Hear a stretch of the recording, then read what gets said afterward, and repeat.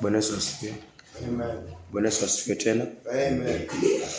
Acha tuombe. Mungu wa Abrahamu, Mungu wa Isaka, Mungu wa Yakobo, sifa na utukufu ni zako Bwana. Mungu hakika wewe unapendezwa na kusanyiko linalokutii Bwana. Umesema mwanadamu ataishi kwa mkate tu, bali kila neno litokalo katika kinywa cha Mungu Bwana. Mungu hakika kanisa lako la kweli ni kanisa ambalo linaishi na kila neno litokalo kwa kinywa chako Bwana. Neno kuzungumze nasi Bwana kwa jina lake Yesu Kristo tumeomba hata tukiamini. Amen. Tunaangalia kanisa linaloishi na neno litokalo kwa kinywa cha Mungu. Kanisa linaloishi na neno litokalo kwa kinywa cha Mungu. Na hilo ndio kanisa ambalo Mungu analitambua. Mtu ambaye aishi na neno linalotoka kwa kinywa cha Mungu,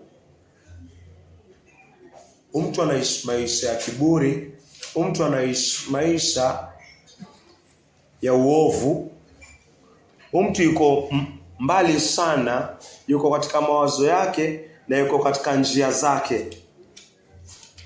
So kanisa ambalo linaishi kwa kila neno litokalo kwa kinywa cha Mungu, hilo ndio kanisa liko hai. Huyo ndio mwanadamu ambaye yuko hai. Huyo ni mwanadamu ambaye kila saa nafsi yake licha ya kuwa atakuwa amechoka, nafsi yake itakuwa inawishwa, lakini si mtu ambaye atakuwa yuko katika discouragement kabisa, yuko katika despair kabisa.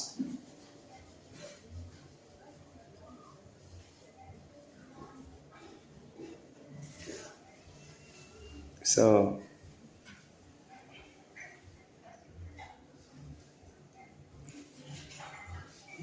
acha tuangalie.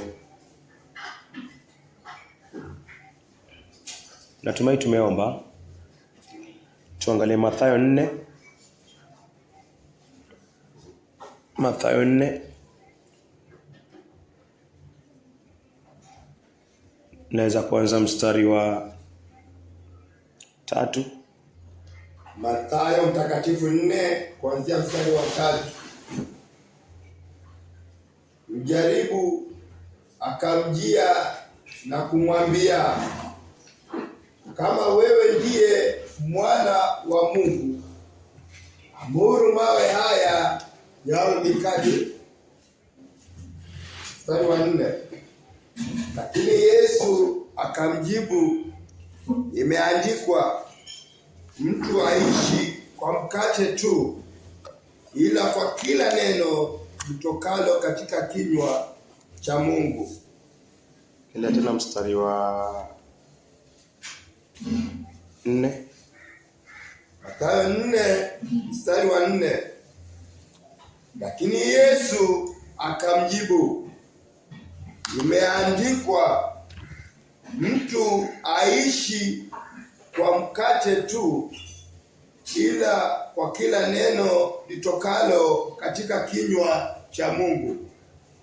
Na hivyo ndio Yesu anasema. Yesu anamjibu shetani. Yesu anamjibu shetani, anamwambia, kwa maana imeandikwa, mtu hataishi kwa mkate. Mtu hataishi kwa mkate tu, bali kwa kila neno litokalo kwa kinywa cha Mungu. So swali ni mimi nijiulize, na wewe ujiulize, wewe ni huyu mtu? Wewe ni mtu wa aina gani? Mimi ni mtu wa aina gani?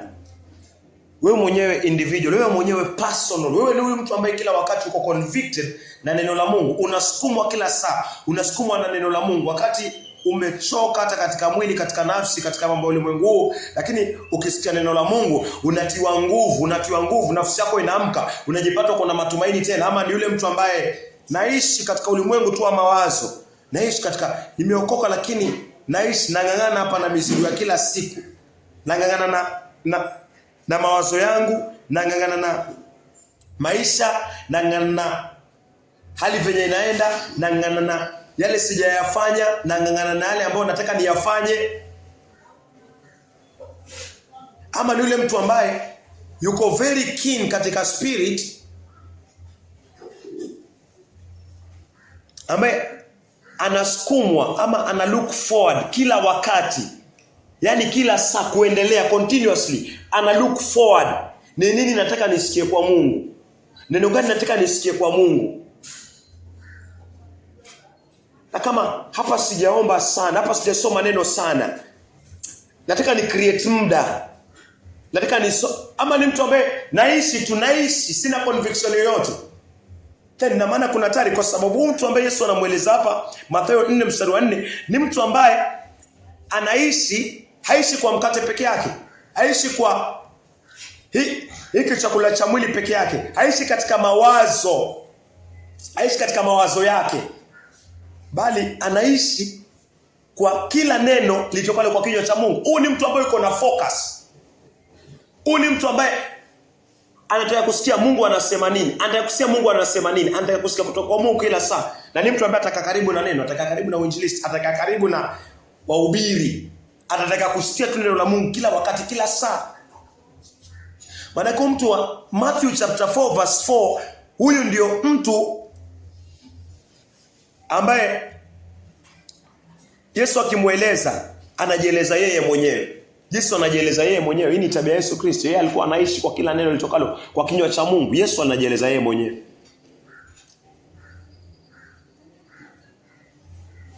Mstari wa 4.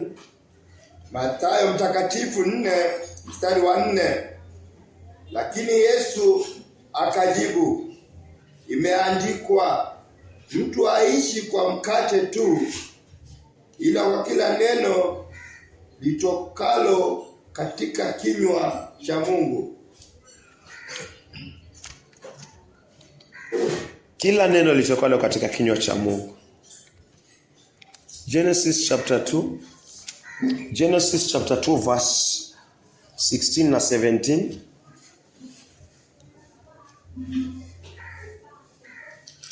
Mwanzo 2:16 na 17.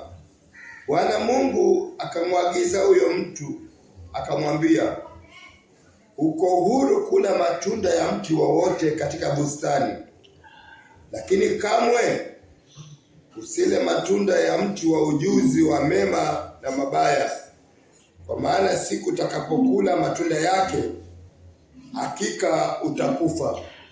Hili ni neno ambalo Mungu amemwamuru Adam.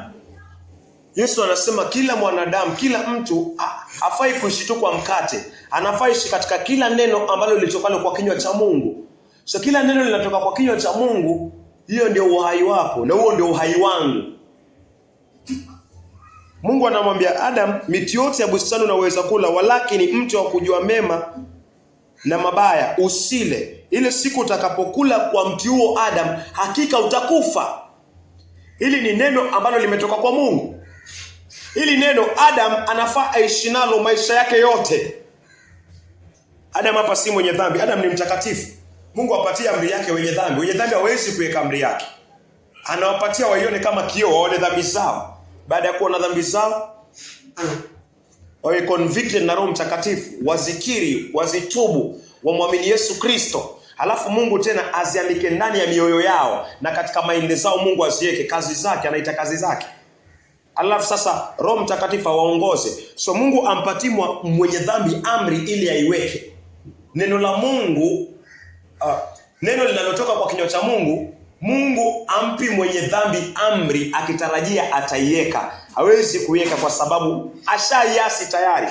Lakini Mungu akimwambia Adam, hapa Adam ni mtakatifu, Adam ni mkamilifu, Adam ameumbwa na sura ya Mungu na umbo la Mungu, Adam ni msafi, Adam ni kanisa, Adam ni mweupe kama Mungu ndani ya moyo wake, Adam ana roho ya Mungu.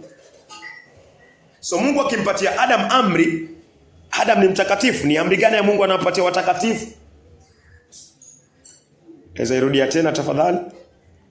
Mwanzo 2:17. Lakini kamwe usile matunda ya mti wa ujuzi wa mema na mabaya, kwa maana siku utakapokula matunda yake hakika utakufa. Na hivyo ndio Mungu amemwambia Adam. So mwanadamu kama Adam hataishi na hili neno la Mungu, akipuuzia neno la Mungu, Adam atakufa. Akipuuzia neno la Mungu, Adam atakufa. Ni hivyo. Na the more Mungu anakupatia nuru ya kwamba mimi na wewe yafaa tuishi katika kila neno litokalo kwa kinywa cha Mungu. The more najua yafaa niishi katika kila neno litokalo katika kinywa cha Mungu, ni hatari sana, kwa sababu nikigeuka kwa hilo neno kama maandiko yanavonena, ni haraka sana kwa yeye kufa ama mimi kufa. Zaidi ya kahaba ambaye anavunja amri za Mungu kila siku kwa sababu yeye hajui anafaa aishi kwa kila neno litokalo katika kinywa cha Mungu. Zaidi ya mtu wa mataifa. Mtu wa mataifa anaweza iba, anaweza tenda dhambi, lakini si Anania na Safina ndani ya kanisa la Bwana.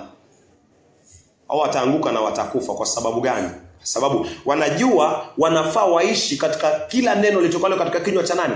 Cha Mungu. Na mume tu akijua hivyo, basi inafaa ziko njia mbili. Either wawe kiroho sana, wawe utukufu hadi utukufu, ama serious ya hiyo ni wadharau, wapuuzie, waende hata siku moja usiibe, usishuhudie uongo, wadanganye tu hapo. Alafu vile neno limesema, ukila mtu wa ujuzi wa mema na mabaya, hakika utakufa. Hatachukua round. Eva kupewa ino amri, Adam ndo amepewa. So the more nuru unaipata, the more hukumu inakuwa haraka sana na inakuwa kali zaidi. Na the more nuru unapata, the more advantage ni kama ile wapata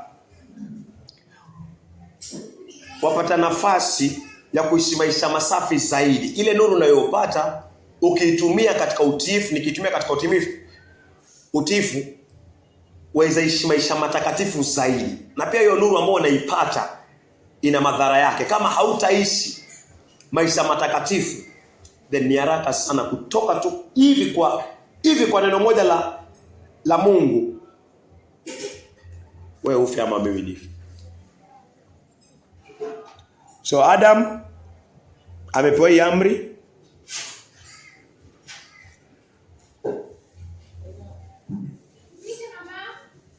Unaweza msoma mstari wa 6. Mwanzo 3 mstari wa 6.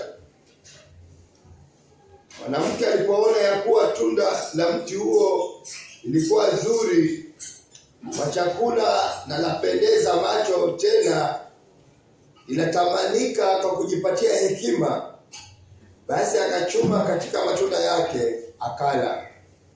Pia akampa mumewe aliyekuwa pamoja naye akala. Mstari wa 7. Ndipo macho yao wote wawili yakafumbuliwa, wakajiona kwamba walikuwa uchi. Hivyo wakashona majani ya mtini wakajifunika. Na hivyo ndio Mungu aliwaambia. Eva amekula, lakini hatuoni kwa haraka Eva kila, alafu maandiko yanasema Eve akafumbuliwa macho. Eva akajitambua yuko uchi. Eva ameanza kula. Bichukua amekula, alafu akalichukua akampa mumewe, lakini hatuoni Eva kila tu alafu anageukea uchi. Hii amri ilipewa Adam. Adam ndo alikuwa kichwa katika bustani mwa Edeni. Adam alikuwa kichwa. So the more Mungu anakupatia nuru, Yesu ananipatia nuru kuwa inafaa uishi na kila neno litokalo katika kinywa cha Mungu, alafu uende kinyume na hiyo neno. Mungu amekukomanda wewe direct. Wacha yule ambaye yuko mbali. Wacha yule ambaye hajui anafaa ishi katika kila neno litokalo katika kinywa cha Mungu. Lakini wewe ambao unajua, uko mahali kwa hatari sana. Mimi niko mahali kwa hatari sana. Na pia ulikuwa mahali pazuri sana kwa kuishi maisha masafi. na pia uko mahali hatari sana kwa kufa haraka sana. Pia kwa kufa haraka sana. Anania na Safina walikuwa wanajua neno la Mungu. Na mbona alikufa haraka sana? Kwani hakuwa na watu waovu zaidi yao? Kulikuwa na waovu zaidi yao. Herode alikuwa muovu zaidi yao. Kulikuwa na waovu zaidi yao.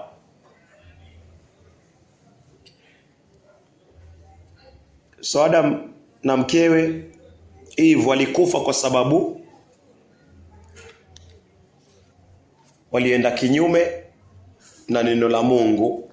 Hawakuishi na ile neno. Usile. Hiyo ilikuwa ni amri ya Mungu. Usile. Yesu anasema mwanadamu hataishi kwa mkate, ataishi kwa kila neno litokalo katika kinywa cha Mungu. So Adam na mkewe, Adam alikuwa aishi tu katika lile neno. Tusile, anaishi. Tusile, anaishi. Tusile, anaishi. Tusile, anaishi. Tusile, anaishi. Lakini ile siku alipoenda kinyume na hiyo neno, akawa haishi tena katika kila neno litokalo katika kinywa cha nani? Cha Mungu. Adam akafa. So kanisa ambalo Yesu analizungumzia, mtu ambaye Yesu anamzungumzia katika Mathayo 4 mstari wa 4, ni mtu ambaye anasikia kutoka kwa Mungu na anaangalia neno la Mungu na asikizi ulimwengu. Asikizi ulimwengu, asikizi makanisa mengine sijui anasemaje, huyu anasemaje. Anaweza kuwa anasikiza wahubiri, anasikiza makanisa, lakini shaba yake, hata kama anasikia huku, lakini shaba yake ni kuona ili neno nalisikia kwa huyu mtumishi, nalisikia katika lile dhehebu, latoka kwa kinywa cha Mungu. Kama alitoki, analieka tu kando.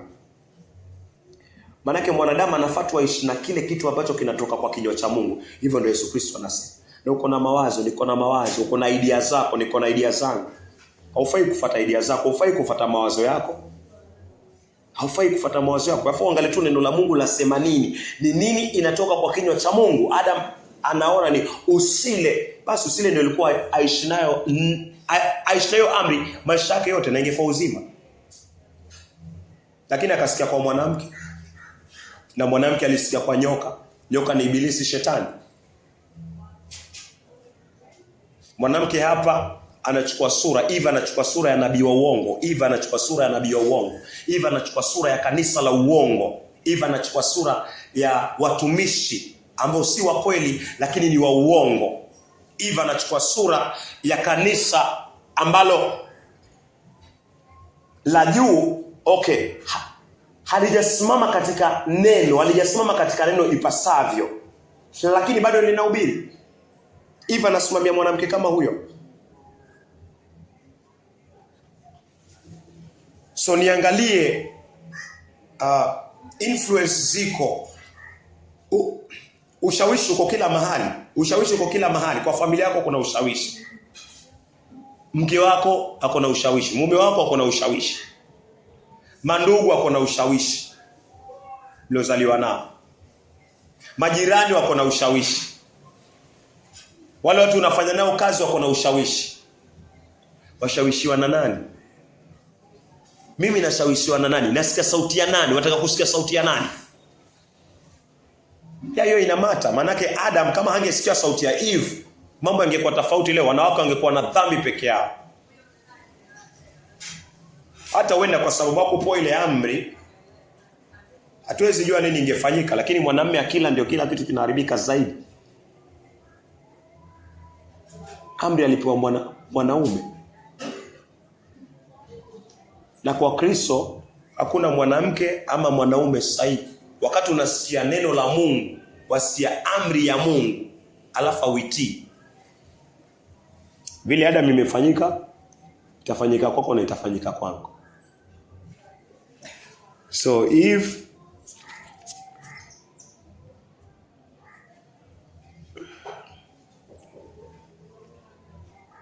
alimu influence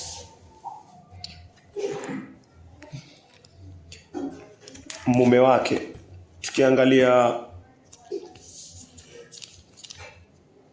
Naweza rejelea Genesis 2:17, tukisonga Exodus. Mwanzo 2:17 Lakini kamwe usile matunda ya mti wa ujuzi wa mema na mabaya, kwa maana siku utakapokula matunda yake hakika utakufa. Hiyo ni amri ya Mungu. Exodus 20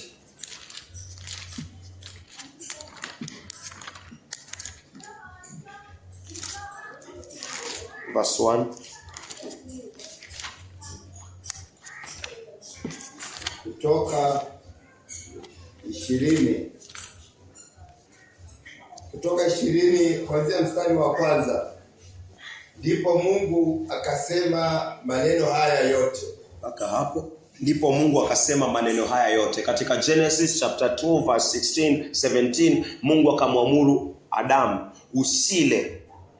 Akamwamuru Adamu, miti yote ya bustani unaweza kula, walakini mti wa ujuzi wa mema na mabaya usile. Ile siku Adamu utakula, utakufa hakika. Inamaanisha ile siku Adamu atashindwa kuishi na neno la Mungu, Adamu atakufa. So ile ukiangalia pia Genesis, Mungu pia anaongea vile vile. Exodus Mungu anaongea vile vile. Samahani, ukiangalia Exodus Mungu anaongea vile vile. Exodus chapter 20 verse 1.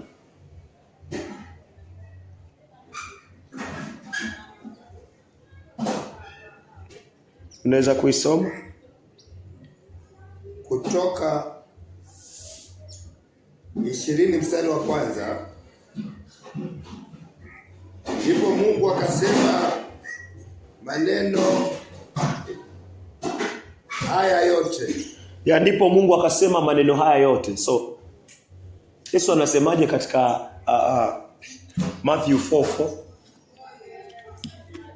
Mathayo mtakatifu 4 mstari wa 4. Lakini Yesu akajibu, imeandikwa, mtu aishi kwa mkate tu, ila kwa kila neno litokalo katika kinywa cha Mungu. Ila kwa kila neno litokalo katika kinywa cha Mungu. Hiyo ndio mwanadamu anafaa ishi nayo. Na Exodus tunaongea kuhusiana na Mungu akasema. So Mungu anasema, Mungu anamwambia mwanadamu, na mwanadamu anafaa aishi na neno la nani? La Mungu. So Mungu anasema nini? Exodus 20 verse 3. Kutoka 20 mstari wa 3. Usiwe na miungu mingine ila mimi. Ya Mungu anasema usiwe na miungu mingine ila yeye. So mwanadamu hakika kama ataishi na miungu mingine, inamaanisha mwanadamu atafanya nini? Atakufa kama Adam. Utakufa, kuna vitu vitakufa ndani yako. Sasa zingine wezaona naendelea vizuri, na wakati unaenda kinyume na neno la Mungu unakufa kiroho. Shetani anakudanganya, shetani anadanganya ulimwengu mzima. Shetani alimdanganya Eve, shetani alimdanganya Adam. Wewe pia anakudanganya. So kanisa la kweli, kanisa ambalo litasimama wakati wa dhiki kuu, kanisa ambalo litasimama wakati ulimwengu utatingishwa, ni kanisa ambalo linaishi kwa kila neno litokalo kwa kinywa cha Mungu. Hilo ndio kanisa litasimama. Kanisa ambalo linangoja kunyakuliwa kwa kuja kwa Yesu Kristo kwa mara ya pili. Kanisa ambalo linangoja kuvishwa taji. Kanisa ambalo linangoja kulipwa sawa sawa na yale wameyatenda ndani ya Kristo Yesu. Ni kanisa ambalo linaishi katika kila neno litokalo kwa kinywa cha Mungu, na waendi left, hawaendi right, na wako convinced ni hivyo, na washawishiwi na ulimwengu ama mafundisho mengine yoyote. Huyo ndio mwanadamu atasimama. Shadrach, Meshach na Abednego wali-influence Babylon. Wali-influence Nebukadnezar, akabadilisha sheria. Wali-influence vipi? Walisimama katika amri ya Mungu. Walisimama katika neno litokalo kwa kinywa cha Mungu, na hawakufuata umati. Walifuata kile kinachoka kwa mdomo wa Mungu. Ni nini? Usiwe na miungu mingine. Wakamwambia Nebukadnezar, hatutainama hata ukitutia kule ndani, hatutainama. Walisimama na amri ya Mungu. Ndio walikuwa na nafasi kama Waisraeli wengine waliochukuliwa mateka, wainame tu. Lakini walimwambia no, haiwezekani. Hatutainama. Kwa nini? Kwa sababu wanaishi kwa kila neno litokalo kwa kinywa cha nani? Cha Mungu. Hautaogopa mwanadamu, hautaogopa hali. Baada ya kutiwa katika tanuri la moto, mtu wa nne kama mwana wa Adamu alionekana pale, kama mwana wa Mungu alionekana katika ile tanuri. Hakuonekana wakati hao wengine walikuwa wanainamia, lakini alionekana wakati walikuwa waaminifu katika amri ya Mungu, wakakubali kupitia huo moto. Hapo ndio akaonekana. Sana sana huwa tunataka aonekane mtu wa nne. Nebukadneza akitupatia amri, hata kabla ya kutupwa kwa moto tumuone kwanza, alafu tuseme sasa sisi hatutaki hiyo amri yako. Lakini Shadrach na Meshach na Abednego ilikuwa ni jaribu, na wewe pia utajaribiwa. Utajaribiwa. Yesu anajaribiwa, wewe pia lazima utajaribiwa, mimi lazima nitajaribiwa.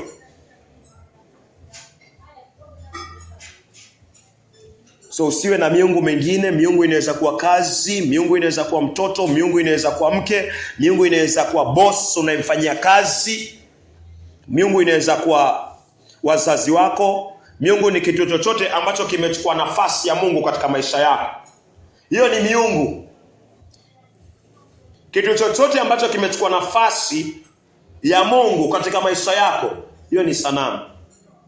Ikiwa ni simu, labda wewe kwa simu na unafanya kazi ya Mungu, hiyo ni sawa. Elimu pia, elimu inakuwa sanamu. Ziko sehemu ambao natoka, watu wana value sana mtoto kwenda university, zaidi hata mtoto kwenda paradiso, lakini hawajui. Wanaeka effort nyingi sana kwa mtoto aende university, hiyo tu. Lakini hakuna effort. Mtoto anaishaje maisha yake ya kiroho? Mtoto anafuata amri za Mungu. Mtoto anazini. Mtoto anaishi. Yaani hawafatizii maisha ya mtoto, moral maisha yake, uhusiano wake na Mungu. Haifatizii hivi. Ninaenda kanisani, tunaenda kanisani, lakini kuna much pressure ya mtoto apite aende university. Si vibaya kwenda university, lakini kuna university ya mbinguni pia. Hiyo ndio first priority. Hiyo ndio first priority. Ukifail hiyo, then haya mengine yote hayatatambulika, hayatahesabika. So Mungu anataka niangalie ni nini ambao iko mbele yangu ama mbele yako inakuwa kama sanamu, kwa sababu iligharimu tu Adam kuambiwa na Mungu na kuonyeshwa amri, na lile neno lilitoka kwa mdomo wa Mungu. Alafu iligharimu tu Adam ageuke mara kwanza tu, aende kinyo ale mara kwanza tu, au umetu mara kwanza huo mtu wa ujuzi wa mema na mabaya, na hapo Adam afi. So niangalie hilo amri na niwe na hofu, kiasi ya kwamba nijue nitakapogeuka tu consciously, utakapogeuka uwe na miungu mengine, ujue hapo unastahili hata ufu. Na kama basi hujakufa, basi ni rehema tu za Mungu. Lakini Adam aliasi na akafa. Anania na Safina mara moja na wakafa. Akan mara moja na akafa.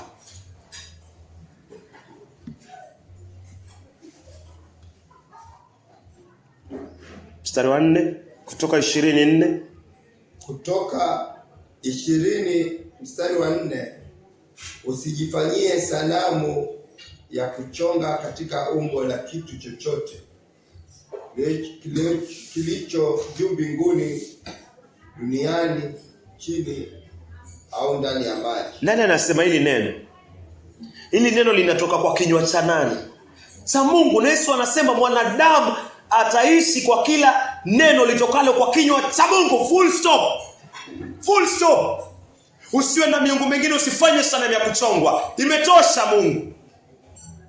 Ni mimi nipokee hivyo na nitii. Ni wewe upokee hivyo na utii, hilo ni neno la Mungu.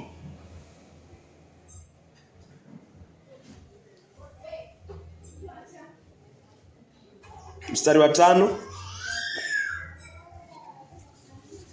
Usivisujudie au kuviabudu. Usivisujudie au kuviabudu.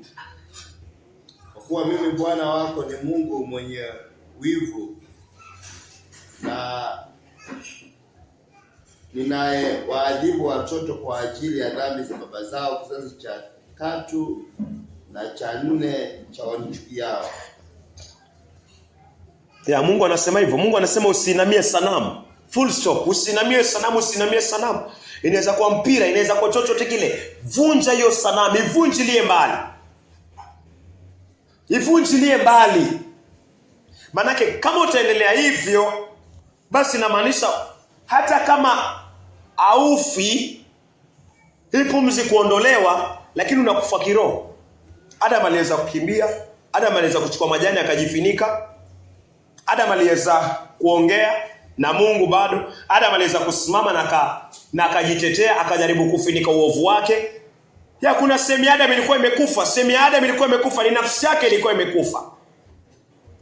Adam nafsi yake ilikuwa imekufa. Sasa zingine unaweza nimezini sijakufa. Hii neno lilisema nitakufa. Mungu anaongea pia kuhusiana na nafsi yako inakufa. Unakuwa mtu ambaye sasa makao yako milele ni katika ziwa la moto ambao ni mauti ya pili.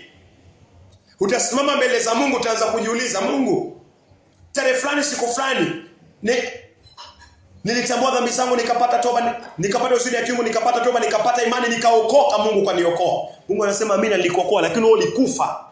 Kwa sababu gani? Haukuendelea kuishi katika neno litokalo kwa kinywa cha nani? Cha Mungu. Kumbe ulikufa kitambo katika moyo wako. Na kuwa dead, soul inakuwa dead. Mwili unaweza fanya kazi zote vile Adam na hivi, lakini soul imekufa. Kwa nini? Haiishi na neno litokalo kwa kinywa cha Mungu. Mungu akimtuma Gideon alimwambia nenda ukavunje miungu ya babako. Mwambia vunja madhabahu ya babako, yavunje kabisa na uyaondoe. Mungu akimwita Abraham alimwambia hivyo hivyo pia. Ondoka kwa miungu ya babako, Tera babake. Nenda mahali ambako nitakuonyesha. Lazima kuwe na separation, lazima kuwe na obedience, lazima kuwe na kutengwa na miungu, kutengwa na vitu ambavyo vya ulimwengu huu.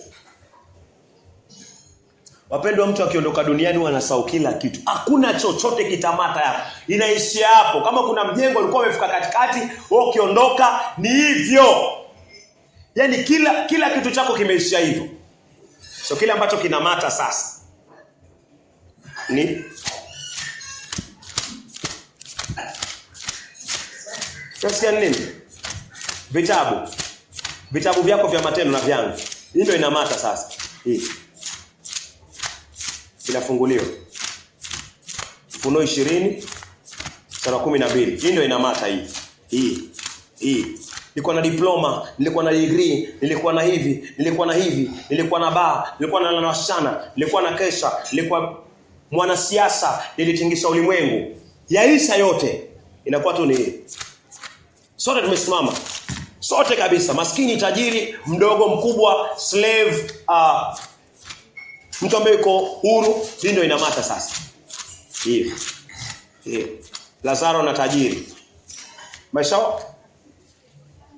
ya huko duniani haikumata ulikuwa unaishi vipi duniani. Ilimata. Ulikuwa umempokea Mungu, uliishi maisha ya haki, uliishi katika kila neno litokalo katika kinywa cha Mungu bila kushawishiwa na mawazo yako na mwili wako na chochote ambacho kiko kando na wewe, bila kuwa influence. Hata saa zingine shida zinakusukuma. Pia unasema shida hili nisukuma ni kazini. Shida inaweza kusukuma, majirani wanaweza kukusukuma. Msimamo wako wewe uko wapi? Lazima uwe mtu ambaye uko na msimamo, na uwezi kuwa na msimamo kama Mungu hajaweka amri zake ndani yako na ndani yangu. Na kama ameziweka pia, usipokuwa na msimamo kuendelea kuangalia neno lake na kuendelea kusikiliza kwa Yesu, yafanye ishi katika kila neno litokalo kwa kinywa cha Mungu, na ndio uzima wa milele. Kila saa una practice na unasoma na unajikumbusha, gani utaishi. Lakini kama utakapia mbali na neno, shetani atakujaribu. Ndio utajipata umetoa mguu wako umeenda kwa mganga. Na moment ukifanya hivyo, Mungu anasema umekufa. Umekufa. So inafaa niishi na kila neno litokalo kwa kinywa cha Mungu. Na wewe vile vile. Kutoka 20 mstari wake ni wa 7. Kutoka 20 mstari wa 7. Usilitaje bure jina la Mungu. Usilitaje bure jina la Bwana Mungu wako. Ya, usilitaje bure jina la Bwana Mungu wako. Mungu anasema hivi. Mungu anafungua mdomo wake, anaongea, anasema usilitaje jina langu bure. Mungu anasema msitaje jina lake bure. Usilitaje bure. Kutaja jina la Mungu bure ni kuishi katika maovu, alafu bado unataja jina la Yesu Kristo. Kutaja jina la Mungu bure ni kuapa. Ni kuapa. Wajua wazi kweli wadanganya, lakini unaapa. Hii ni kutaja jina la Mungu bure. Yesu alikuja tena akasema usiape. Ndio yako ndio iwe ndio na la iwe la.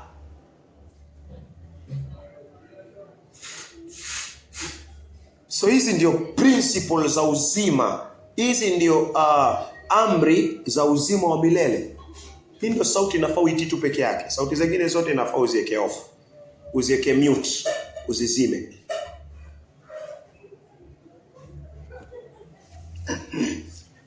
Kiangalia 2 Timothy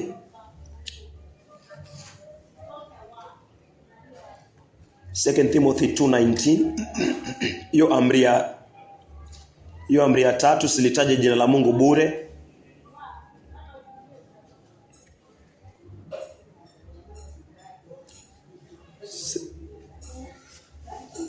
Timotheo wa pili 2:19. Lakini msingi wa Mungu ulio madhubuti umesimama ukiwa na muhuri wenye maandishi haya: Bwana anawajua walio wake. Bwana anawajua walio wake. Tena kila alitajaye jina la Bwana, kila alitajaye jina la Bwana auache uovu. Auache uovu. So kila alitajaye jina la Bwana, Mungu anasema auache uovu. Sema Bwana Yesu asifiwe. Inafaa nitangaze vita na uovu. Mungu akubariki. Inafaa nitangaze vita na uovu. Kama utangaze vita na uovu na unataja jina la Mungu, Mungu anakuambia unavunja amri yake na nafsi yako inakufa. Unakufa wewe. Inafaa niishi na kila neno. Kila neno litokalo katika kinywa cha nani? Cha Mungu. Na hilo ndio kanisa. Na huyo ndio mtu Yesu anamzungumzia. Yesu anakuja kwa mtu kama huyo. Mtu mwenye principles za Mungu. Mtu ambaye anaongozwa na principles za Mungu. Mtu ambaye hashawishiki katika uovu kwa sababu principles za Mungu zimekuwa kama muri katika moyo wake na katika akili zake. Na progressively, continuously, consciously anaendelea. Yaani kwa ufahamu wake wa kujua na kuendelea, na anazidi kuendelea katika hili. Na yuko hapo anaendelea. Abadilishe opinion yake katika hili neno la Mungu.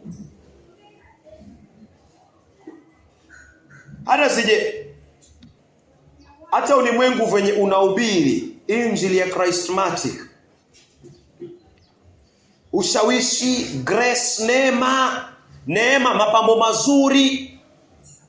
Angalia ati Mungu anasema ule kama awatii amri za Mungu, ule wote inakuwa muozo mbele za Mungu. Licha kwa ukiangalia kando utaona kuna uzuri, movement ya Roho Mtakatifu, sawa kabisa. Lakini kama hizi amri tutaziweka kando, then hakuna kitu hapa. Hiyo yote ni tupu, ni debe tupu, ni kanisa tupu. Ni kanisa lenye mifupa mikavu. Ni kanisa lenye nafsi zilizokufa zinangoja tu kuingia katika ziwa la moto limwao. Manake huwezi kuishi bila neno litokalo kwa kinywa cha Mungu. Na neno litokalo kwa kinywa cha Mungu ni amri zake. Kila neno la Mungu ni amri. Kila neno la Mungu ni amri, na hiyo ndio Yesu anasema, hisia hiyo ndio uhai wako. Ni hisia hiyo ndio uhai wangu. So nikiruhusu missions zingine, kuna missions nyingi sana, shetani anazifanya vizuri sana. Anafanya zionekane vizuri. Injili imepangwa vizuri. Lakini kama haina amri, haina utiifu, haina toba na utiifu katika amri za Mungu, hiyo injili imekufa. Na ni ya uongo. Na haina uhai ihusishe nafsi. Maana hakuna sauti ya Mungu, hakuna neno la Mungu. Adam alipoacha tu neno la Mungu, usile, akaliacha usile, akala. Adam alitengwa mali na Mungu, Adam akawa mfu. Mke wake pia akawa mfu, wote wakawa wafu. Ulimwengu mzima ukawa umekufa. Kwa sababu gani?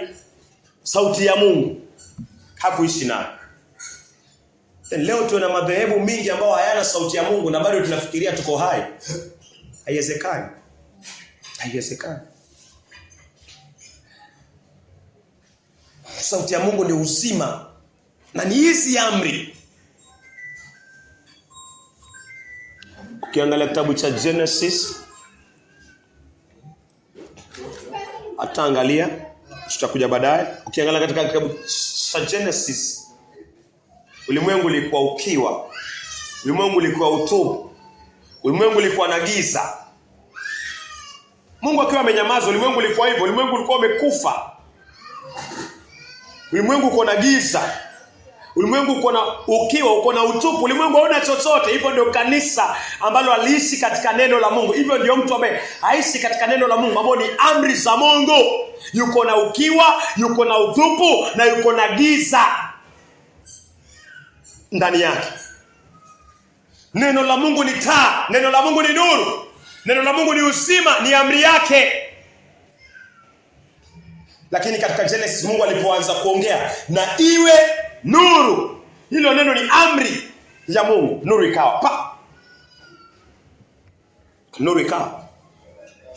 Hiyo ndio amri ya kwanza Mungu alitoa.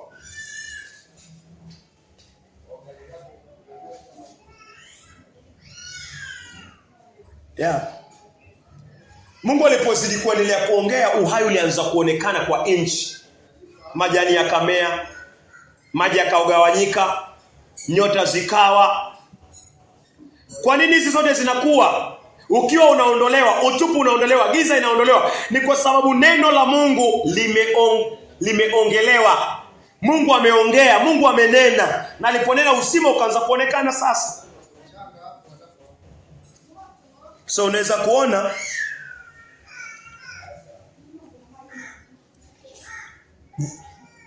kuona vile haiwezekani uishi bila neno la Mungu na uwe hai. Unakuwa Genesis, unakuwa dunia ambayo ina ukiwa na ina utupu. Huyo ndio mtu ambaye ana Yesu Kristo. Licha kwa hata kama alikuwa na Yesu Kristo na ageuke kutoka kwa neno ambalo lilitokalo kwa kinywa cha Mungu, mtu anakufa polepole, mwisho wa siku anafutiliwa mbali katika kitabu cha uzima. Anakuwa wale wana wa Mathayo 8:12. Yesu anasema wana wa ufalme watatolewa, waikwe mahali kutakuwa na kilio na kusaga meno. Kwa nini? Kienda kinyume na neno la Mungu na kufa. So tunaweza angalia Exodus. Sasa kabla tuangalie Exodus, mpaka hapo natumai Mungu ameanza kukuonyesha kanisa lolote la kweli ni lazima leo linaishi na sauti ya nani? Neno linalotoka kwa kinywa cha nani? Angapo ni amri zake.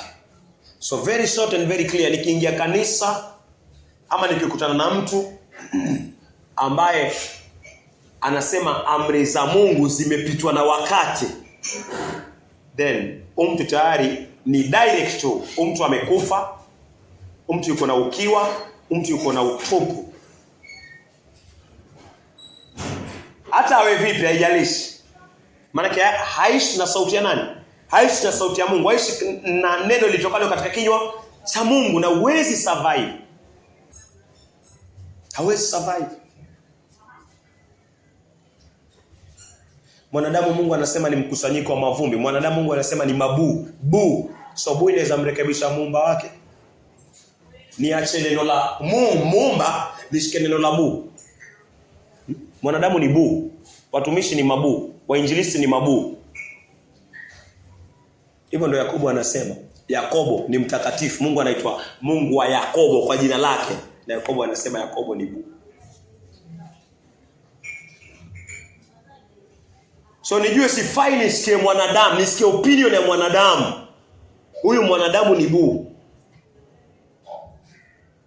Akisimama na neno la Mungu, yafaa nipoke lile neno la Mungu. Kama hata simama na neno la Mungu, yafaa nimuone kama buu.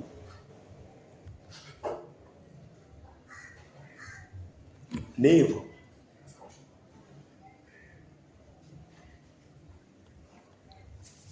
Sasa nifikirie, ulimwengu unasemaje? Ona ubiri amri, umepitwa na wakati. Nakwambia wewe ni buu. Wewe ni funza. Hivyo ndio maandiko yanasema. Huwezi mrekebisha nani? Huwezi mrekebisha Mungu. Hili neno latoka kinywa cha Mungu ndio uzima na ndio uhai.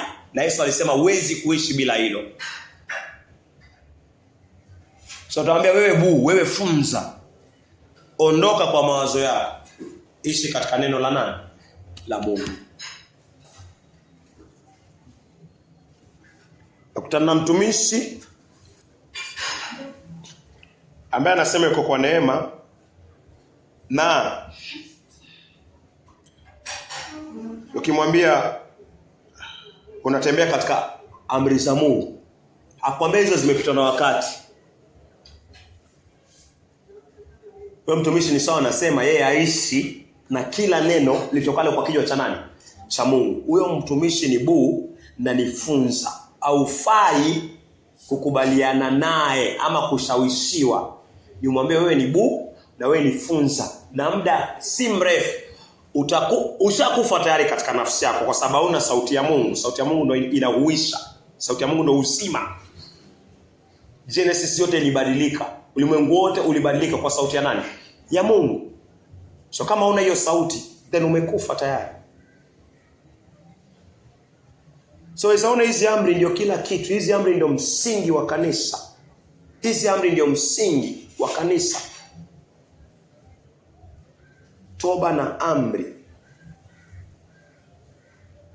Na imani katika Kristo Yesu na kuishi katika utakatifu na haki. Huku tukingoja kurudi kwa Yesu Kristo kwa mara ya pili, tukitazamia kusimama mbele ya kiti cha hukumu cha Mungu kuhukumiwa.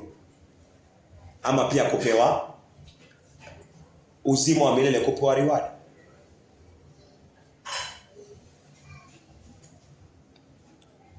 Mstari wa 8 Exodus 28. Kutoka 20 mstari wa 8. Ikumbuke siku ya Sabato uitakase. Ikumbuke siku ya Sabato na uitakase. Hili neno ni la Mungu. Mungu alipomwambia Adam, mti wa ujuzi wa mema na mabaya usile, ile siku utakula utakufa hakika. Ni hivi pia, ikumbuke siku ya Sabato na uitakase. Lile neno lilitoka kwa kinywa cha Mungu wakati wa Adam, ndio neno hili linatoka kwa kinywa cha Mungu wakati wa Israeli na wakati wetu. Kumbuka siku ya Sabato na uitakase maifia.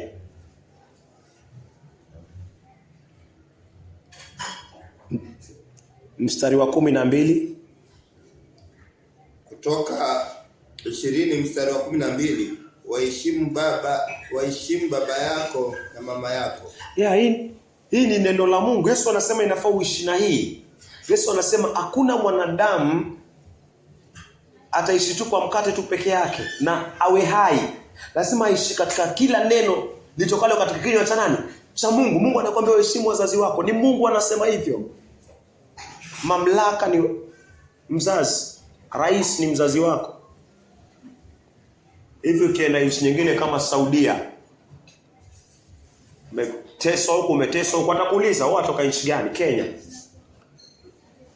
Atakuuliza. Yeye anateseka. Alafu kiongozi wa Kenya Ruto aje hapo conference. aseme Wakenya ni wangapi hapa? Utainua mkono ama utainua? Utainua mbio sana, si ndio? Utainua mbio sana. Aseme naenda Kenya, nataka nirudi na Wakenya. Ni wangapi hapa? Takimbia sana huko.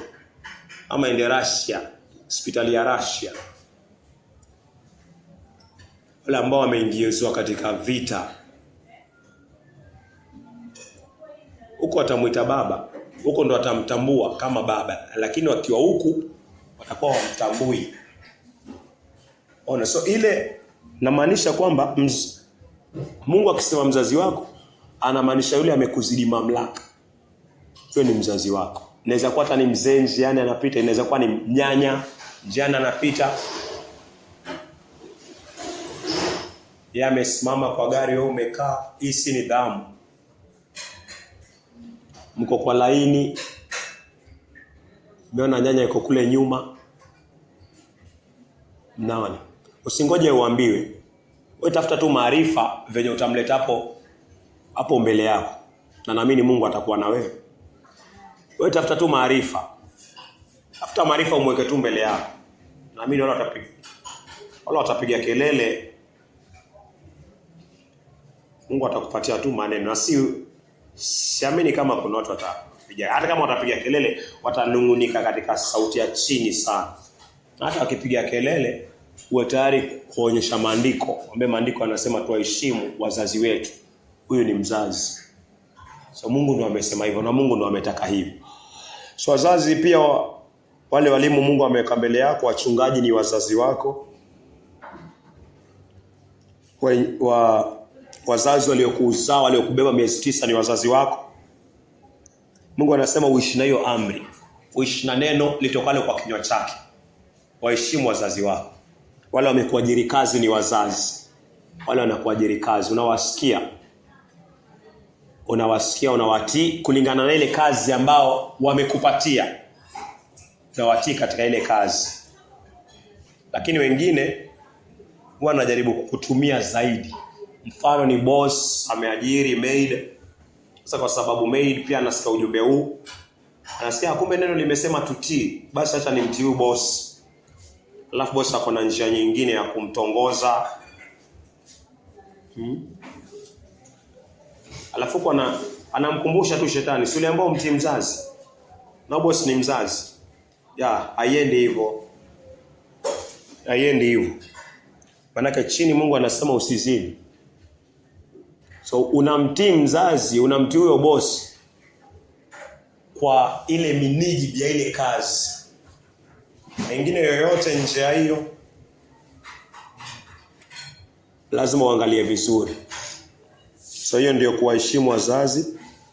Usimuibie, usimtukane, usimjibishe, usishindane naye. Uwe tayari kutii, maana maandiko yanasema hivyo, we are supposed to submit. Naweza soma 13. Usiue. Ya Mungu anasema usiue. Mungu akisema usiue anamaanisha usifanye punyeto. Wale ambao wanasikia, natumai hapa kuna kitu kama hiyo kinaendelea katika ushirika huu kwa uwezo wa Mungu. So wale ambao wanasikia, sisi pia tuko mahali hapa. Chakuwa siamini kama kuna mtu yoyote anaendelea na hiyo. Huo ni uchafu Mungu alituondoa. So Mungu akisema usiue anamaanisha usitumie family planning. Usitumie family planning. Usitumie mipira. Mungu anasema usiue. Mtu ambaye anatumia family planning, mtu ambaye anatumia mipira ni muuaji mbele za Mungu. Atake asitake, aende na ulimwengu asiende na ulimwengu. Mungu anasema mwanadamu aishi kwa mkate, usiishi kwa ushawishi wa ulimwengu. Hata madaktari saa zingine anakuambia, watoto wako umewazaa karibu. Siangalie mambo ya family planning, naambia funga mdomo wako. Fungua neno. Usimweke na mfungulia neno. Ambia mtumishi, watoto wako umewazaa, huyu mwaka, huyu wa kwanza na miaka 3, huyu anamfuata miaka, huyu 3, 2, huyu 1, huyu nusu, mwingine yuko kwa tumbo. Mtumishi hapa kunaendaje? Kwani hujasoma, hujui mambo ya reproduction, naambia nyamaza mpumbavu. Maandiko yanasemaje kuhusiana na hiyo? Hivyo ndo nitamwambia. Manake wewe wanishawishi mimi kuingia katika dhambi. Hiyo ni dhambi. Niende kinyume na Mungu wangu kwa sababu ya teknolojia. Mpumbavu si matusi. Mpumbavu Mungu ametumia several times. Kwa nini anatumia? Mungu anataka mwanadamu ajichukie au ni upumbavu wake uko ndani ya moyo wake. Ndio upumbavu ambao unaendelea. Kwa kutata makanisani watu wanafanya hivi. Hata yako makanisa ya Sabato wanatumia family planning. Yanatumia. Na yakikuona anasema huyu amepotea, huyu ni kama hajajua vizuri. Hebu mkalisheni chini alafu usichelewe kumpatia jina mpumbavu. Manake mpumbavu ni yule anasikia sauti ya Mungu na anaipuuza alafu anafanya sauti yake. Na hiyo imekuwa hivyo, na watu wameshawishika hivi. Weka line. Clear line venye Mungu anataka. Clear line.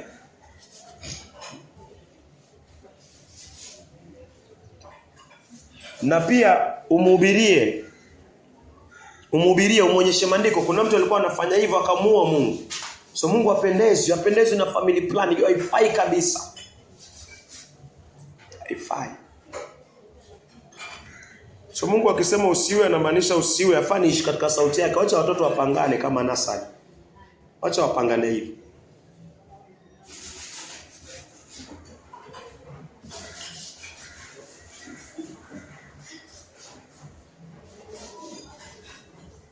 Genesis 20. Okay. Ipi ya chuki kwa moyo? Usiue, chuki kwa moyo. Chuki kwa moyo. Mungu akisema usiue anamaanisha usichukie kwa moyo.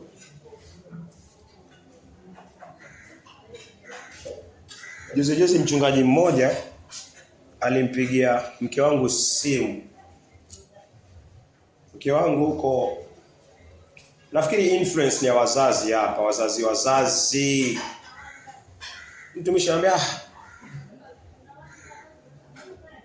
wakaongea tu kidogo, lakini akagusia hiyo kuhusiana na family planning. Si ufunge ama ufanye. Unajua hii imetoka kule kwa wazazi wake. So kuna influence ambayo itakuja, na usiposimama famu na ukemee hiyo utajipata tu. Na uzuri kitu kibaya kikikemewa wazi hivi, hata wale wanakifanya wanakosa ujasiri. Hata kama wakomia wanafanya, lakini Mungu akikikemea wazi hivi wanakosa ujasiri, wanarudi nyuma. So namweka tu line kwake. Siku nyingine hata jaribu kuinua mada kama hiyo, na itakuwa ni sawa katika nafsi yako sasa. Lakini ngoja nitafikiria, na unajua ukweli atakushawishi tena. Chora laini, kwa sababu moment mtu akikushawishi kinyume na amri za Mungu ni sawa na anataka kuua nafsi yako. Hii nafsi yako anataka kuiweka jehanamu. Na si yeye, nyuma yake kuna ibilisi, shetani. Yeye anatumika kama puppet. So huyo shetani ndio Mungu anataka umkemee.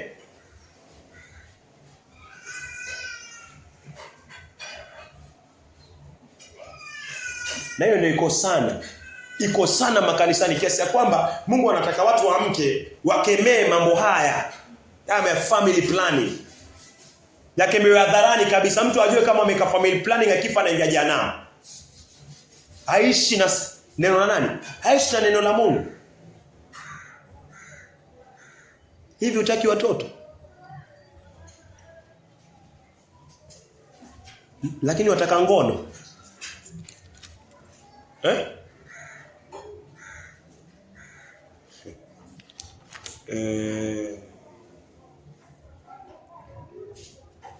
Next. Usizini. Ya Mungu anasema usizini. Tena hizi mbili zimefatana, unyo kwa unyo. Mtu ambaye anatumia family planning anaua, na wengi wao wanazini. Unapata mtu yuko na family planning na hana hata ndoa. Family planning ni nini? Dunga family planning na una ndoa. Umeelewa? Uko na bwana? Sina. Hii ni nini hapo umeweka? Sijui ni hapo unaweka hii. Ni nini umeweka hii family planning? Unaweka ya nini? Licha kwa hata wenye ndoa waruhusiwi, lakini wewe umeweka ya nini na una ndoa? Jamani, wewe ni mzinifu na ni muuaji. Na uko kanisani unaimbisha kwao unarukaruka.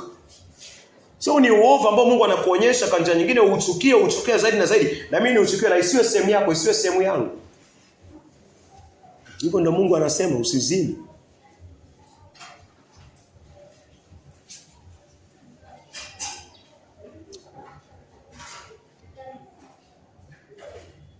Usizini pia kuangalia wanawake, kuangalia pornografia. Na unaridhika tu katika nafsi. Usizini. Usizini.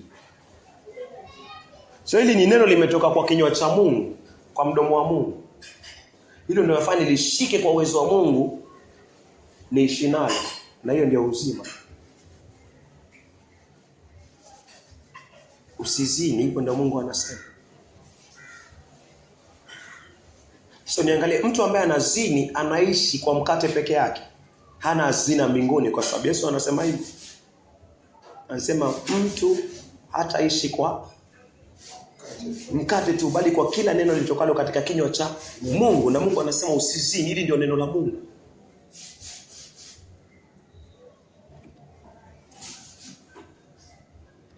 Hapa kwa kuzini kuna ushawishi, kuna influence. So lazima hili neno liwe na uzito ndani ya moyo wako. Kuna influence kubwa hapa katika kuzini. Kuna influence kubwa sana. Wanawake venye wamevaa. Wanawake ni warembo. Wanaume pia venye wanavaa. Wanaume pia ni mahandsome. Wengine wanazidi kuzaliwa. Wengine utawatongoza watakuja wenyewe. Then ziko njia nyingi sana. Shetani anakuangalia, shetani anaona huyu ili jaribu la kutongoza amelishinda. Amelishinda ili la kutongoza.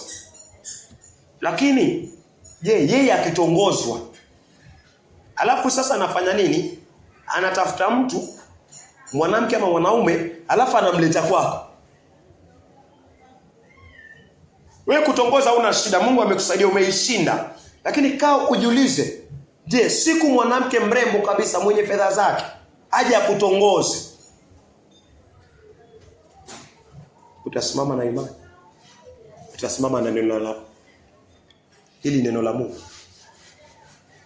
So kile ambacho Mungu anataka ni value neno lake. Nione hili neno lake ni zaidi ya dhahabu, ni zaidi ya chochote kile cha ulimwengu huu. Uone hivyo na nione hivyo kwa macho ya kiroho. Ili ofa yoyote ile shetani akinipatia, niwe na value sauti ya nani? Sauti ya Mungu. Niwe na value hivyo. Ndio maana Yesu alimshinda shetani. Si eti Yesu hakuwa ofa. Yesu alikuwa ofa ulimwengu mzima. Ulimwengu mzima, falme ziko ndani, wanawake wako ndani, kila kitu kiko ndani. Mamlaka zote zilikuwa ndani katika ufalme. Dhahabu zote ziko hapo ndani. Shetani anamwambia, hayo yote nitakupatia, mradi ufanye nini? Uniabudu. Yesu aliangalia neno la Bwana na akaona neno la Bwana ndio the most valuable thing zaidi ya haya mengine yote. Aliona fedha ya dunia, madaraka, wanawake wote wa duniani. Akaangalia neno la Mungu, akasema hili neno, hii amri hii nasema usiabudu miungu mengine. Alivalue hiyo.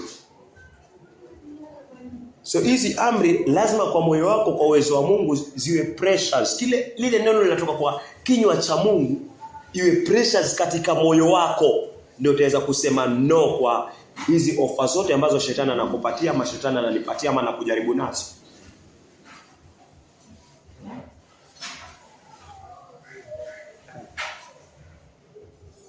So ofa zitakuja. Next. Usiibe. Ya Mungu anasema usiibe. Hili ni neno limetoka kwa kinywa cha Mungu, usiibe. Ndio Mungu anasema.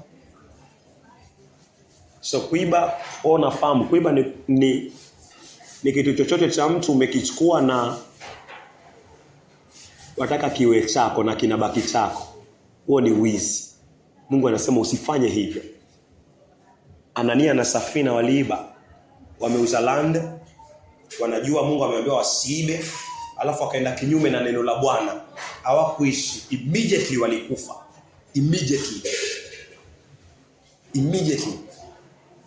Adam aliposikia kutoka kwa Mungu, alipoenda against the voice of God, immediately alikufa. So Mungu akujalie, Mungu anijalie fear, hofu yake. Hofu yake katika neno lake, katika kila neno linalotoka kwa kinywa chake. Hiyo hofu yake. Next. Usitoe ushuhuda wa uongo. Ya Mungu anasema usitoe ushuhuda wa uongo, meaning usidanganye. Usidanganye. Na hapa kwa kudanganya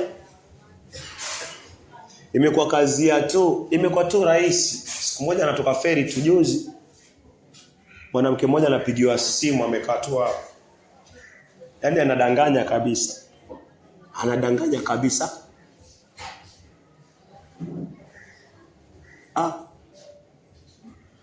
Kamwambia, mbona wadanganya wewe?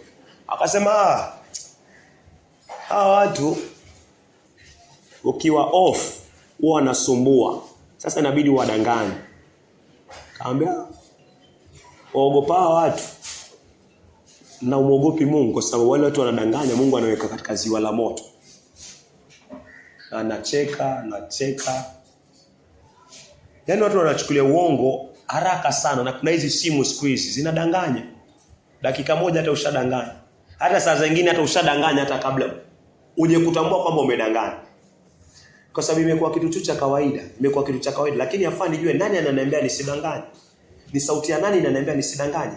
Ni voice ya Mungu. Na niangalie basi nadanganya kwa nini? Uhuzunike, niwe convicted. Niangalie sauti ya Mungu ndio the most precious. Hiyo ndio ya kuogopewa. Na naangalia mengine yote.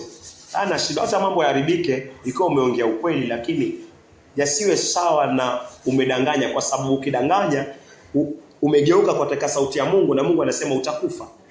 Mimi anasema nitakufa. Maana yake hauwezi kuishi bila neno la Mungu. Hauwezi kuishi bila neno la Mungu. Usidanganye.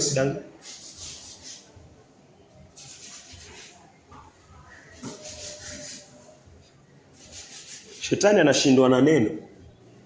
Na lazima kwa uwezo wa Mungu lazima wewe mwenyewe katika nafsi yako neno hili likushawishi wewe mwenyewe. Weke clear line. Niweke clear line ndani ya moyo kwamba sitaki tena sauti ya ibilisi. Sitaki tena kushawishiwa. Nataka tu kusikia sauti ya Mungu na neno lake na watumishi wake. Mmoja wamesimama hapa. So unaweza angalia next. Kutoka 20:17, usitamani. Ya Mungu anasema usitamani. Sitamani. So kitu ambacho mwanadamu anafaa tamani tu ni yale yaliyo mbinguni.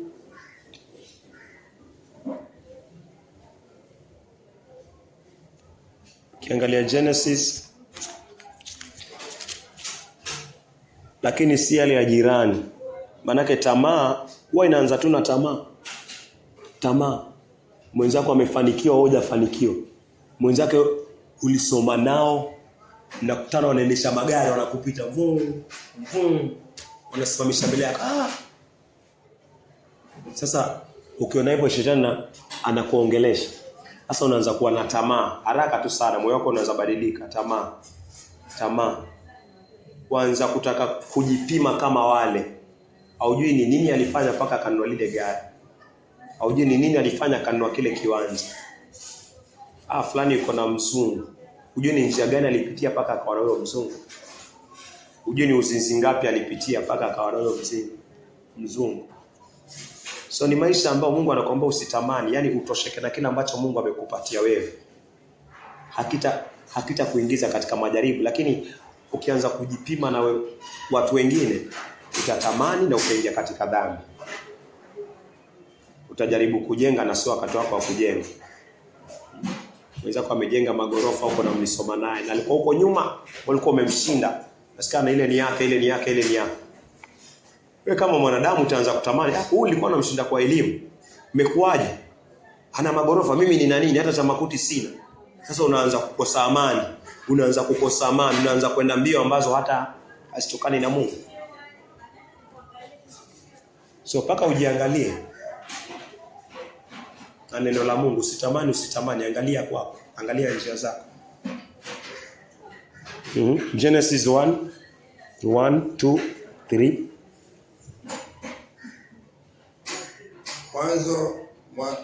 Mwanzo mstari wa kwanza.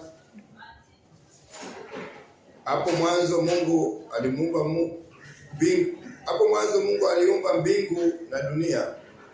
Wakati huo dunia ilikuwa haina umbo, tena ilikuwa tupu. Giza lilikuwa juu ya uso wa vilindi vya maji. Naye Roho wa Mungu alikuwa ametanda juu ya maji. Yeah. Ukiangalia ulimwengu huko ukiwa utupu na giza.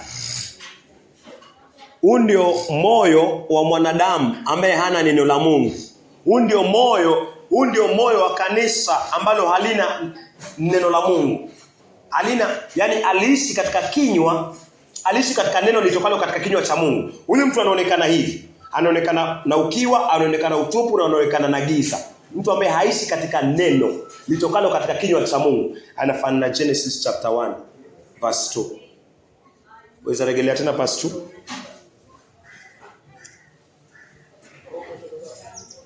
Mwanzo mstari wake wa 2. Wakati huu dunia ilikuwa ina umbo. Dunia ni nafsi ya mwanadamu, dunia ni wewe, dunia ni mimi. Ilikuwa haina umbo, tena ilikuwa tupu. Giza lilikuwa juu ya uso wa vilindi vya maji. Giza lilikuwa juu. Giza lilikuwa juu ya uso wa vilindi la maji. Giza lilikuwa juu ya uso wa vilindi vya maji. Naye Roho wa Mungu alikuwa ametulia juu ya maji. So kulikuwa na giza, ukiwa na utupu. Mwanadamu ambaye haishi katika amri ya Mungu yuko na giza, yuko na ukiwa, yuko na utupu. So mtu amekufa. So kanisa ambalo aliishi katika amri za Mungu, ili kanisa limekufa. Haliishi katika neno la Mungu. So hivi ndio ilikuwa kabla Mungu aongee. Mstari wa 3. Mwanzo 1 mstari wake wa 3. Mungu akaanza kufanya nini? Mungu akaongea, Mungu akatoa amri. Iwepo nuru. Nayo nuru ikawepo. So Mungu akasema, Mungu alipoongea giza iliondoka. So Mungu alipoongea nuru ilifanya nini? Ilipatikana. So mwanadamu ambaye aishi katika neno litokalo katika kinywa cha Mungu yuko na giza. Lakini Mungu anapoongea, Mungu anapotoa amri, hiyo amri ndio inaondoa ile giza. Waweza soma verse 6. Mungu akasema, iwepo nafasi kati ya maji, igawe maji na maji. Mungu akasema, verse 6 ni amri ya Mungu. Mungu akasema, verse 6 ni amri yake. Verse 9. Mwanzo 1 mstari wa 9. Mungu akasema, maji yaliyopo chini ya anga na yakusanyike mahali pamoja, pawepo na nchi kavu. Ikawa hivyo. Ukiendelea utaona Mungu akasema, Mungu akasema, Mungu akasema, na Mungu akisema ni amri, na uhai unapata kuonekana. So natumai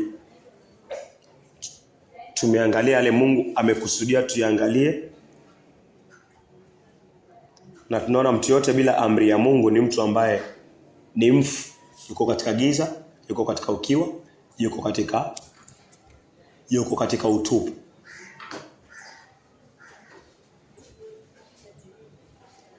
Naona mwanadamu hawezi kuishi na mkate tu peke yake, bali kila neno litokalo katika kinywa cha Mungu, na kila neno ni amri yake. Napenda tusome kitabu kimoja.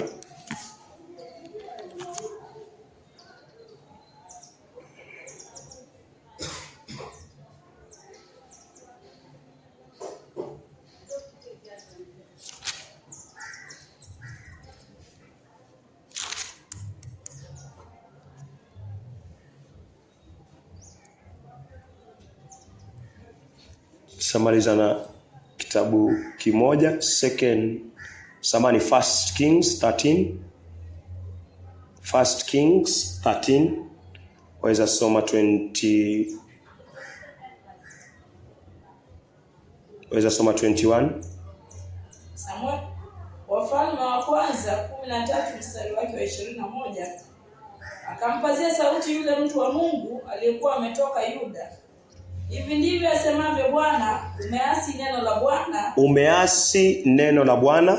Na hukushika amri uliopewa na Bwana Mungu wako. Na hukushika amri uliopewa na Bwana Mungu wako.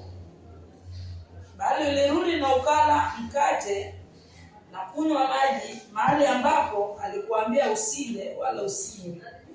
Kwa hiyo maiti yako haitazikwa katika kaburi la baba zako. Rejelea tena. Wafalme wa kwanza 13 mstari wake wa 21. Akampazia sauti yule mtu wa Mungu aliyekuwa ametoka Yuda. Hivi ndivyo asemavyo Bwana. Hivi ndivyo asemavyo Bwana. Umeasi neno la Bwana. Mpaka hapo. Umeasi neno. Umeasi neno la Bwana. Na hukushika amri uliopewa. Na hukushika amri. Mpaka hapo ni sawa, uliopewa. Umeasi neno la Bwana. Neno la Bwana. Na hukushika amri. So neno la Bwana ni nini? Ni amri. Biblia ya Kimombo inaleta wazi pia, inasema, and he cried unto the man of God that came from Judah, saying, thus said the Lord, for as much as thou hast disobeyed the mouth of the Lord.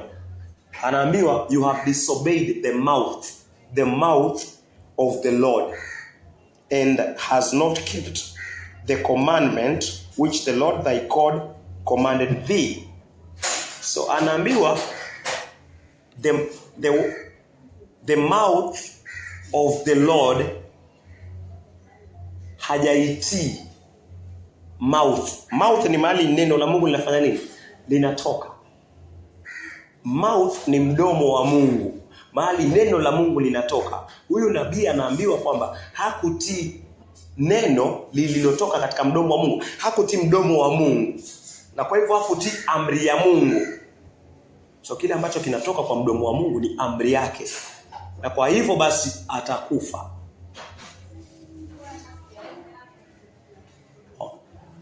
Vile tumeona kuanzia mwanzo Adam. Mungu anaambia usile mti wa ujuzi wa mema na mabaya. Adam atii neno la Mungu, Adam anakufa. Huyu nabii pia aliambiwa hivyo. Alienda kutoa unabii akaambiwa usile, usirudi na njia ambao umerudi nayo, na akaenda akala na akarejea ile njia. Mungu akamwambia utakufa.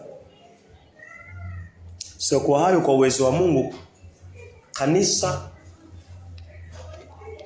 litakalosimama katika siku ya dhiki, kanisa la kweli, mtu ambaye atakayeishi milele katika ulimwengu ambao tunautazamia, ni mtu ambaye anaishi katika kinywa, neno linalotoka katika kinywa cha nani? Cha Mungu. Huyo ndio atasurvive. Katika hali zozote, vita zitakuwa, magonjwa yatakuwa, ulimwengu utatingishika, manabii waongo atakuwa. Lakini mtu ambaye atasimama kwa kila neno litokalo kwa kinywa cha Mungu na kufanya practically maisha yake, huyo ataishi, huyo atatingishika. Chatuamini. Mungu wa Abraham, wa Isaka na Yakobo, sifa na utukufu ni zako Bwana. Asante kwa neema na rehema za kipekee ambazo umetupatia Bwana. Tuangalie neno lako Bwana kuhusiana na kile ambacho kinatoka kwa kinywa chako Bwana, ambao ni amri yako Bwana. Mungu kasisitiza kwamba wanadamu ambaye haishi kwa neno lako Bwana, yeye ni ukiwa, utupu na hata giza Bwana. Yeye amekufa. Hata kama anaishi Bwana, nafsi yake imekufa Bwana, inangoja kutupwa kwa ziwa la moto Mungu. Mungu, kanisa la kweli, kanisa lako Bwana, ni kanisa ambalo limekupatia wewe masikio, linasikia kutoka kwako Bwana, na liko tayari kutenda yale ambao unatuamuru. Mungu, nenda ukafanye moyo huu uzidi kutupatia discipline katika amri zako, uzidi kutupatia Bwana unyenyekevu Bwana, uzidi kutupatia huzuni zaidi na sehemu zote ambazo Bwana tumekuwa na ulegevu Bwana. Itukuze Bwana katika neno lako Bwana hili. Tuhurumie katika vyote na hata yote Bwana. Tunyenyekeze Mungu. Tusamehe katika njia zote ambazo Bwana hasija kupendeza Bwana, njia zote za wepesi Bwana. Patie toba na tugeuze tena na tena Bwana, ili tupate kutazamia amri zako katika ukamilifu Bwana. Asante kwa yote na hata kwa vyote, na kwa jina la Yesu Kristo tumeomba tukiamini. Amen.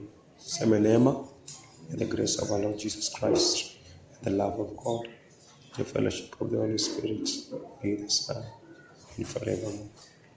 Amen.